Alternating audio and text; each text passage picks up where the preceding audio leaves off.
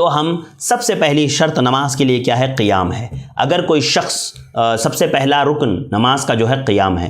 اگر کوئی شخص کھڑے ہونے کی طاقت رکھتا ہے تو وہ بیٹھ کر کے نماز ادا نہ کرے، وہ بیٹھ کر کے نماز ادا نہ کریں، اس کے لیے قیام لازم ہے۔ اللہ رب العالمین نے سورۃ البقرہ آیت نمبر 238 میں اللہ رب العالمین نے فرمایا وَقُومُوا لِلَّهِ قَانِتِينَ کہ فرما بردار بن کر کے اللہ کے لیے کھڑے رہو، فرما بردار بن کر کے اللہ کے لیے کھڑے رہو، لہذا قیام کرنا ہے۔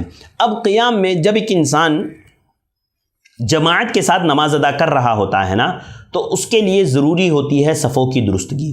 جب نماز کے لیے ہم کھڑے ہیں تو ہماری نماز میں صفوں کی درستگی ضروری ہے۔ جماعت میں جب ہم کھڑے ہیں، جب کئی ایک لوگ نماز ادا کر رہے ہو ایک ساتھ جماعت کے ساتھ، تو صفوں کی درستگی بھی ضروری ہے۔ دیکھیے اللہ کے نبی صلی اللہ علیہ وسلم نے کتنا صفوں کی درستگی کی طرف ابھارا ہے۔ آج ہماری نمازوں میں ہماری صفیں بگڑی ہوئی ہوتی ہے، صفیں ہماری صحیح نہیں ہوتی، اسی لیے ہماری نمازیں صحیح نہیں ہوتی ہے۔ اللہ کے نبی صلی اللہ علیہ وسلم نے فرمایا اقیموا صفوفکم فانی وراءکم من وراء ظہری وکان احدنا یلزق منکبہ بمنکب صاحبہ وقدمہ بقدمہ۔ آپ صلی اللہ علیہ وسلم نے فرمایا کہ صفیں برابر کر لو، میں تمہیں اپنے پیچھے سے بھی دیکھتا ہوں۔ آپ نے فرمایا فانی وراءکم من وراء ظہری کہ میں تمہیں اپنے پیچھے سے بھی دیکھتا ہوں۔ آگے فرمایا کہ ہم حضرت انس کہتے ہیں وَكَانَ أَحَدُنَا، حضرت انس کہتے ہیں وَكَانَ أَحَدُنَا يَلْزِقُ مَنْكِبَهُ بِمَنْكِبِ صَاحِبِهِ کہ ہم میں سے ہر شخص صف میں اپنے کندھے کو اپنے بھائی کے کندھے سے لگا کر کے رکھتا تھا، یعنی اپنے کندھے کو اپنے ساتھی کے کندھے سے ملاتا تھا۔ وَقَدَمَهُ بِقَدَمِهِ اور اپنے قدم کو اس کے قدم سے، کندھا اور قدم دونوں ملے ہوئے ہونا چاہیے نماز میں، تب جا کر کے صفیں درست ہوتی ہے۔ یہ صحیح بخاری کی حدیث ہے، حدیث نمبر 725۔ اسی طرح ایک اور حدیث میں پیارے نبی صلی اللہ علیہ وسلم نے فرمایا رصوا صفوفکم وقاربوا بینها وحاذوا بالاعناق فوالذی نفسی بیدہ انی لأری الشیطان یدخل من خلل الصف کأنہ الحذف۔ اللہ کے نبی صلی اللہ علیہ وسلم نے فرمایا کہ اپنی صفوں کو درست کرو، مل کر کے کھڑے ہو جاؤ، اس لیے کہ قسم ہے اس ذات کی جس کے ہاتھ میں میری جان ہے، فرماتے ہیں کہ میں نے دیکھا کہ میں دیکھتا ہوں کہ شیطان تمہارے درمیان میں داخل ہوتا ہے۔ کہاں؟ جہاں تمہاری صفوں میں خلل ہوتا ہے، جن صفوں میں تمہارے خلل ہوتا ہے، جو صفیں صحیح نہیں ہوتی ہے، جو صفیں درست نہیں ہوتی ہے، ان صفوں میں شیطان داخل ہوتا ہے، لہذا جو تمہیں بہکاتا ہے، تمہاری نمازوں کو خراب کرتا ہے۔ لہذا مجھے اور آپ کو چاہیے کہ ہم صفوں کو درست کریں، صفوں کو صحیح رکھیں۔ یہ روایت سنن نبی داؤد کی ہے، حدیث نمبر 667۔ علامہ البانی نے اس روایت کو صحیح قرار دیا ہے۔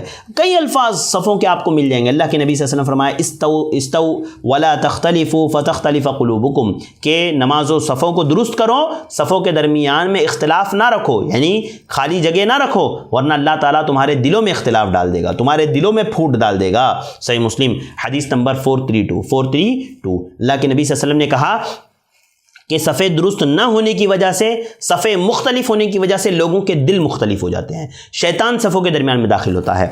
تو بھائیوں اور بہنوں یاد رکھو صفوں کی درستگی کا طریقہ کیا ہو، کندھے سے کندھا، پیر سے پیر، اور جو ہے بعض روایتوں میں کعب یعنی ٹخنے سے ٹخنا ملا ہوا ہو، ٹخنے سے ٹخنا ملا ہوا ہو، یہ صفوں کی درستگی کا طریقہ ہے۔ اور یہ صفیں کب درست ہوگی؟ جب انسان کوشش کرے گا کہ پیچھے سے درست کرے۔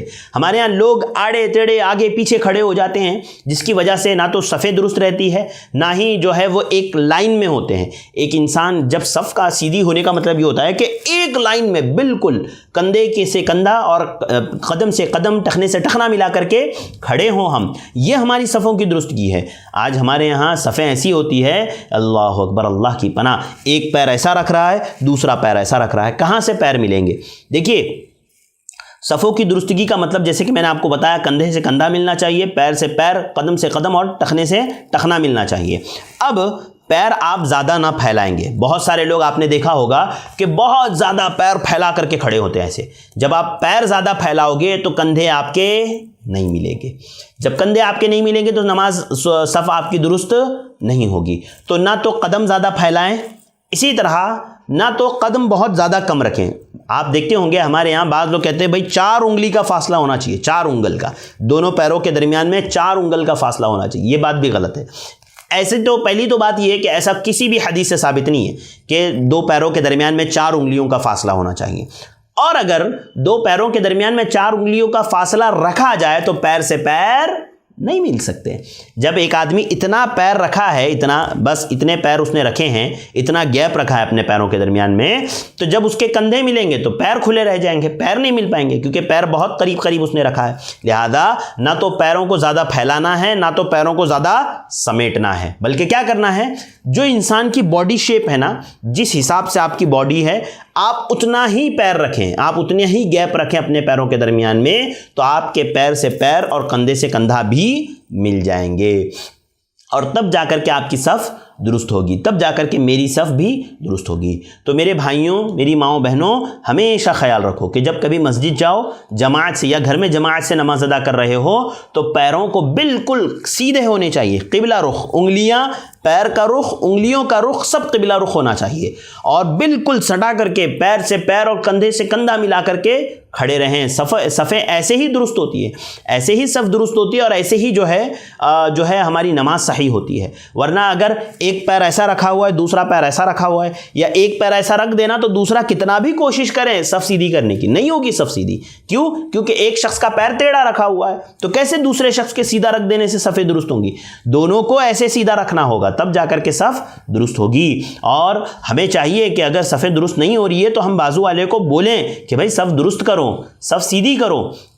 دیکھیے بعض دفعہ ایسے ہوتا ہے نا کہ ہماری مساجد میں ہمارے حنفی بھائی آ جاتے ہیں نماز پڑھنے کے لیے، تو آپ ایک بات سمجھیے کہ ایسا نہ ہو کہ آپ زبردستی ان کو کھینچ کر کے اپنی طرف کھینچیں اور زبردستی ان کا پیر سے ملائے، نہیں، ایسے نہ کریں، یہ بد اخلاقی بدتمیزی ہے۔ ہاں یہ ہے کہ ان کو سمجھائیں، اگر وہ نماز میں آپ دیکھ رہے ہیں وہ پیر سے پیر کندھے سے کندھا نہیں ملا رہے ہیں، اس وقت آپ چھوڑ دیں، نماز کے بعد ان کو سمجھائیں۔ ورنہ بعض اوقات کیا ہوتا ہے نا، ہمارے بھائی جو شدت پسند ہوتے ہیں، سخت ہوتے ہیں، وہ پیر زبردستی کھینچ رہے ہوتے بازو والے کا، اب وہ نماز میں ڈسٹرب ہو رہا ہے، بھائی اس کی نماز خراب ہو رہی ہے، اس کی نماز میں خلل ہو رہا ہے، بعد میں دوبارہ وہ آپ کے یہاں آئے گا نہیں نماز پڑھنے اس مسجد میں، تو آپ اس کی اصلاح کیسے کر پائیں گے؟ لہذا انسان کو چاہیے کہ وہ با اخلاق طریقے سے اللہ کے نبی صلی اللہ علیہ وسلم کے طریقے کے مطابق لوگوں کی اصلاح کرے، اور نمازوں میں صفوں کو بالکل درست رکھیں، جیسے پیارے نبی صلی اللہ علیہ وسلم کے زمانے کی صفیں ہوا کرتی تھی، جس طرح سے آپ صلی اللہ علیہ وسلم کے زمانے میں صحابہ اکرام کی صفیں ہوا کرتی تھی، اس طرح سے اپنی صفوں کو ہمیں بنانا چاہیے، اور صفیں بالکل ہماری درست ہو، نہ پیر ٹیڑھے ہوں، نہ بہت زیادہ گیپ ہو پیروں کے درمیان میں، نہ بہت کم گیپ ہو پیروں کے درمیان میں، بالکل جسم کا جو حصہ ہے، جسم کا یعنی جتنا پھیلاؤ جسم کا ہے اس حساب سے وہ اپنا پیر رکھے، تاکہ پیر اور کندھے اور ٹخنے یہ نماز میں مل سکے اور ہماری صفیں درست ہو سکے۔ لہذا یہ قیام جب انسان کرتا ہے تو اس کے لیے ضروری ہوتا ہے کہ اس کی صفیں درست ہوں۔ تو سب سے پہلی بات تو یہ کہ قیام کی جو طاقت رکھتا ہو اسے قیام کرنا ضروری ہے۔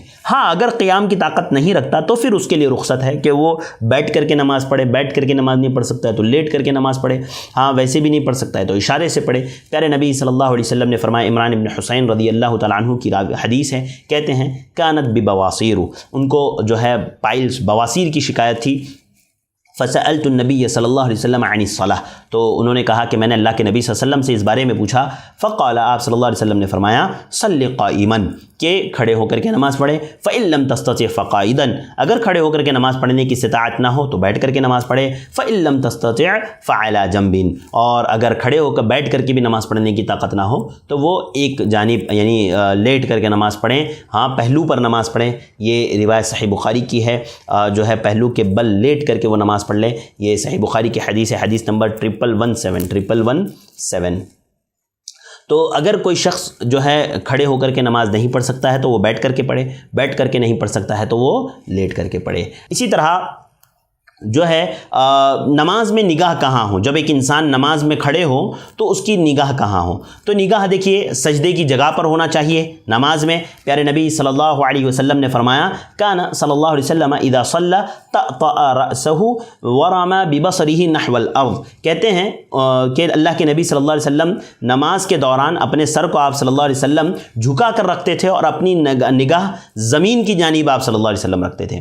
نماز میں جب کھڑے ہوتے ہیں تو آپ اپنے سر کو جھکا کر کے رکھتے ہیں اور آپ کی نگاہ سجدے کی جگہ پر ہوتی تھی۔ یہ بیہقی کی روایت ہے، حدیث نمبر 202، اسی طرح ایک اور روایت ہے، کہتے ہیں دخل رسول اللہ صلی اللہ علیہ وسلم الکعبہ، کہ آپ صلی اللہ علیہ وسلم کعبۃ اللہ میں داخل ہوئے، ما خلف بصرہ موضع سجودہ حتی خرج منہا، حضرت عائشہ کہتی ہیں کہ اللہ کے نبی صلی اللہ علیہ وسلم کعبہ میں جو ہے داخل ہوئے، آپ کی نگاہ اپنے سجدے کی جگہ پر تھی، آپ کی نگاہ جو ہے اپنے سجدے کی جگہ سے نہیں ہٹ رہی تھی، یہاں تک کہ آپ جو ہے نماز سے فارغ ہو گئے، یعنی آپ صلی اللہ علیہ وسلم کعبہ میں داخل ہوئے، نماز پڑھیں اور آپ کی نگاہ جو ہے بالکل سجدے کی جانب رہی آپ کی، یہاں تک کہ آپ نماز سے فارغ ہو گئے۔ یہ سنن ابن خزیمہ کی روایت ہے، حدیث نمبر 2991 ابن خزیمہ۔ اللہ کے نبی صلی اللہ علیہ وسلم نے نماز میں ادھر ادھر دیکھنے سے منع کیا ہے۔ اللہ کے نبی صلی اللہ علیہ وسلم نے فرمایا وَإِنَّ اللَّهَ خَلَقَكُمْ وَرَزَقَكُمْ فَاعْبُدُوهُ وَلَا تُشْرِكُوا بِهِ شَيْئًا، کہ اللہ رب العالمین نے تم کو پیدا کیا، اللہ تعالیٰ تمہیں رزق دیتا ہے تو تم اسی کی عبادت کرو، اس کے ساتھ کسی کو شریک نہ کرو۔ وَأَمَرَكُمْ بِالصَّلَاةِ، اور اس نے تمہیں نماز کا حکم دیا، وَإِذَا قُمْتُمْ إِلَى الصَّلَاةِ، اور جب تم نماز کے لیے کھڑے ہو، فَلَا يَلْتَفِتُوا فَإِنَّ اللَّهَ عَزَّ وَجَلَّ يَقْبَلُ بِوَجْهِهِ عَلَى عَبْدِهِ مَا لَمْ يَلْتَفِتْ۔ اللہ کے نبی صلی اللہ علیہ وسلم نے فرمایا کہ جب تم نماز کے لیے کھڑے ہو تو ادھر ادھر متوجہ نہ ہو، ادھر ادھر نہ دیکھو، ہاں ادھر ادھر نظر نہ دوڑاؤ، اس لیے کہ اللہ کے نبی صلی اللہ علیہ وسلم نے فرمایا کہ اللہ رب العالمین ان لوگوں کی نماز کو قبول کرتا ہے، بندے کی اس نماز کو قبول کرتا ہے کہ جب وہ ادھر ادھر متوجہ نہیں ہوتا، ادھر ادھر التفات نہیں کرتا۔ لہذا ایک انسان کو اس کی نگاہ بالکل سجدے کی جگہ پہ ہونا چاہیے، ادھر ادھر نہیں دیکھنا ہے، اللہ کے نبی صلی اللہ علیہ وسلم نے منع کیا ہے۔ صحیح الجامع کی روایت ہے، حدیث نمبر 1724۔ اسی طرح ایک اور حدیث میں اللہ کے نبی صلی اللہ علیہ وسلم نے فرمایا، جو صحیح بخاری کی حدیث ہے، حدیث نمبر 751۔ حضرت عائشہ کہتی ہے قالت سألت رسول اللہ صلی اللہ علیہ وسلم عن الالتفات فی الصلاۃ، حضرت عائشہ کہتی ہے کہ میں نے اللہ کے نبی صلی اللہ علیہ وسلم سے سوال پوچھا نماز میں ادھر ادھر دیکھنے کے تعلق سے، تو آپ صلی اللہ علیہ وسلم نے فرمایا فقال هو اختلاس یختلسه الشیطان من صلاة العبد، اللہ کے نبی صلی اللہ علیہ وسلم نے فرمایا کہ یہ بندے کی نماز سے چوری ہے، ادھر ادھر دیکھنا یہ بندے کی نماز سے چوری ہے جو شیطان اس سے چرا لیتا ہے، چرا لیتا ہے۔ لہذا نماز میں ادھر ادھر متوجہ نہیں ہونا ہے، نماز میں بالکل سجدے کی جگہ پہ دیکھنا ہے، متوجہ ہونا ہے سجدے کی جگہ پر بالکل بھی، ہاں ادھر ادھر بالکل التفات نہیں کرنا ہے نماز میں، ورنہ نماز صحیح نہیں ہوگی۔ اللہ کے نبی صلی اللہ علیہ وسلم نے فرمایا کہ یہ شیطان جو نماز میں سے چوری کرتا ہے۔ اسی طرح نماز میں آسمان کی طرف نگاہ اٹھانے سے اللہ کے نبی صلی اللہ علیہ وسلم نے منع کیا ہے۔ بہت سارے لوگ نماز میں کھڑے ہوتے ایسے دیکھ رہے ہوتے ہیں آسمان کی طرف نگاہ اٹھا، نہیں، بالکل جائز نہیں، پیارے نبی صلی اللہ علیہ وسلم نے منع کیا ہے اس سے۔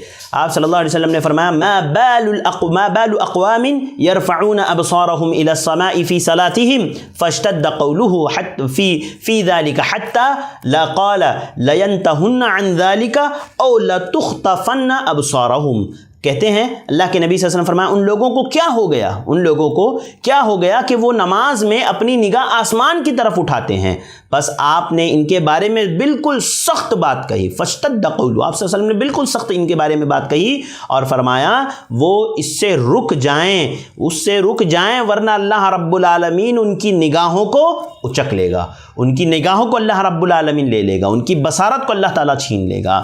لہذا میرے بھائیوں، میری ماؤں بہنوں، اللہ کے نبی صلی اللہ علیہ وسلم نے نماز میں ادھر ادھر دیکھنے سے، آگے پیچھے دیکھنے سے، اوپر آسمان کی طرف دیکھنے سے اللہ کے نبی صلی اللہ علیہ وسلم نے منع کیا ہے، بالکل بھی نہیں۔ جب یہ جو روایت میں نے آپ کے سامنے پڑھی ہے صحیح بخاری کی حدیث ہے، حدیث نمبر 750۔ لہذا نماز کا سب سے پہلا رکن کیا ہے؟ قیام کرنا، کھڑے ہونا۔ اب اگر کوئی کھڑے ہونے کی طاقت نہیں رکھتا ہے تو وہ بیٹھ کر کے نماز پڑھے گا، وہ بیٹھنے کی طاقت نہیں رکھتا ہے تو وہ لیٹ کر کے نماز پڑھے گا یا اشارے سے پڑھے گا، جیسے ممکن ہوگا اس کے لیے ویسے نماز ادا کرے گا۔ یہ پہلا رکن ہوا۔ دوسرا کیا ہے؟ نماز میں دیکھنا کدھر ہے؟ یہ رکن نہیں ہے، رکن قیام ہے۔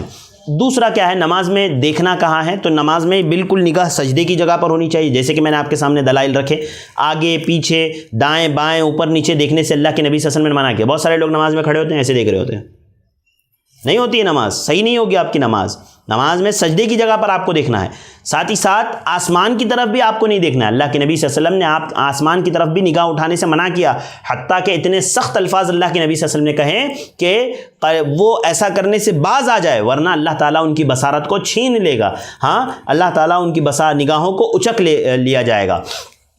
تو یہ نماز میں دیکھنے کے تعلق سے ہوا۔ اب آئیے جب ایک انسان قیام کے لیے کھڑا ہو گیا اور سجدے کی جگہ پر اس نے اپنی نگاہ رکھ لی تو اب وہ کیا کرے گا؟ اب وہ تکبیر تحریمہ کہے گا. یعنی پہلا رکن کیا تھا؟ قیام. اب دوسرا رکن ہے تکبیر. جب وہ نماز کے لیے کھڑا ہو گیا سجدے کی جگہ پر وہ دیکھ رہا ہے تو اب وہ اللہ اکبر کہے گا، تکبیر کہے گا. یہ رکن ہے. پیارے نبی صلی اللہ علیہ وسلم نے فرمایا، سنن ترمذی کی روایت ہے، حدیث نمبر 238. علامہ البانی نے اس روایت کو صحیح قرار دیا. آپ نے فرمایا کہ مفتاح الصلاۃ الطہور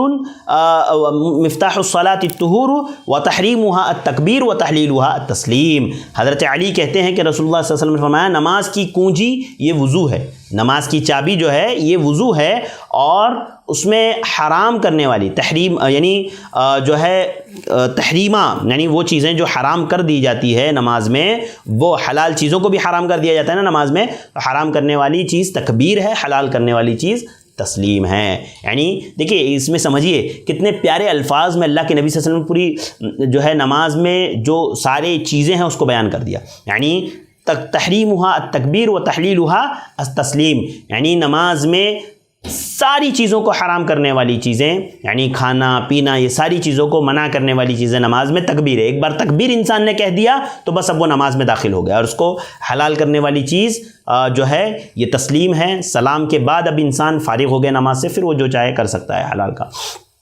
لہذا نماز میں تکبیر کہنا یہ نماز کا رکن ہے. اب انشاءاللہ رفع الیدین والی باتیں چونکہ تھوڑا سا اس میں تفصیل ہے، کچھ باتیں آپ کے سامنے آئے گی تو انشاءاللہ میں اس کو آگے بیان کروں گا.